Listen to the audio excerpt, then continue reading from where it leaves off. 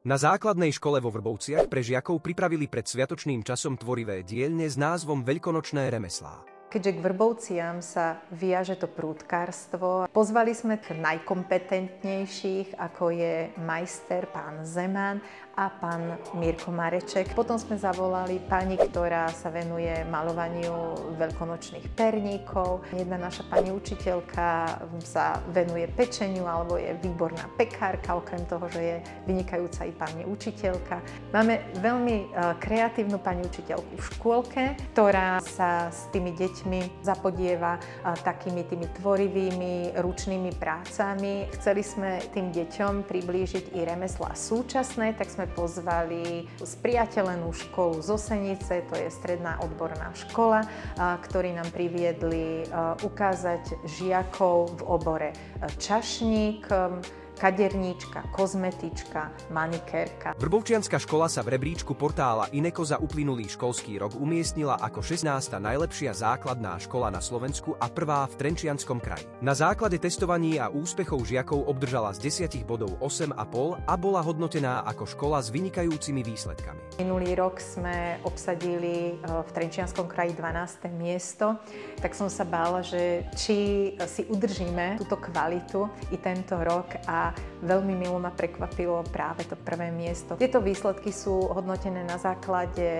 celoslovenských testovaní, testovanie deviatakov a potom sú to úspechy detí na rôznych súťažiach, či sú to vedomostné, záujmové alebo športové. Naše deti naozaj dosahujú veľmi dobré výsledky. Ten rebríček je vytvorený na základe toho, aké úspechy majú žiaci. Ale je to určite odvedená práca toho pedagogického kolektívu a všetkých tých, ktorí s nimi pracujú. Je to úspech vlastne celej tej školy. Výsledky, prístup učiteľov a vhodné prostredie s dobrou komunitou motivovali riaditeľku prihlásiť školu do novej kurikulárnej reformy Ministerstva školstva. Tá slúži pre postupnú modernizáciu výučby a nový obsah vzdelávania potrebného pre 21. storočie, zohľadňujúca nové trendy a potreby žiakov. Vrbovce sú prvou školou v Mijavskom okrese, ktorá sa do novej reformy od septembra zapojí. Škola progresívna, ktorá je nadstavená na nové trendy.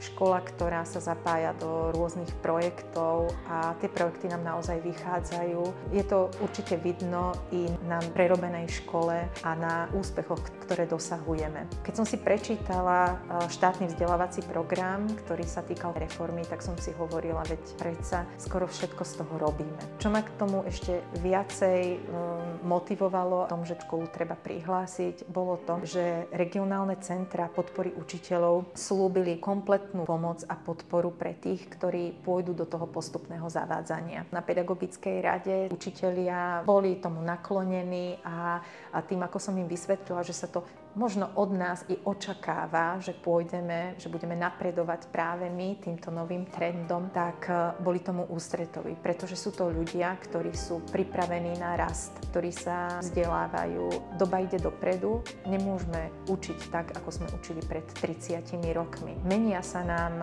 deti a my musíme nadstaviť ten nový smer a novú formu tomu vzdelávaniu. Je to postupné zavádzanie. Regionálne centrá nám nesmierne pomáhajú. Sú nám nápomocní pri tvorbe školského vzdelávacieho programu. Prichádzajú priamo ku nám na vyučovacie hodiny a učia nás, ako treba tým novým spôsobom učiť. Takýmto spôsobom sa škola predpripraví na obdobie, kedy bude reforma zavedená do všetkých slovenských škôl.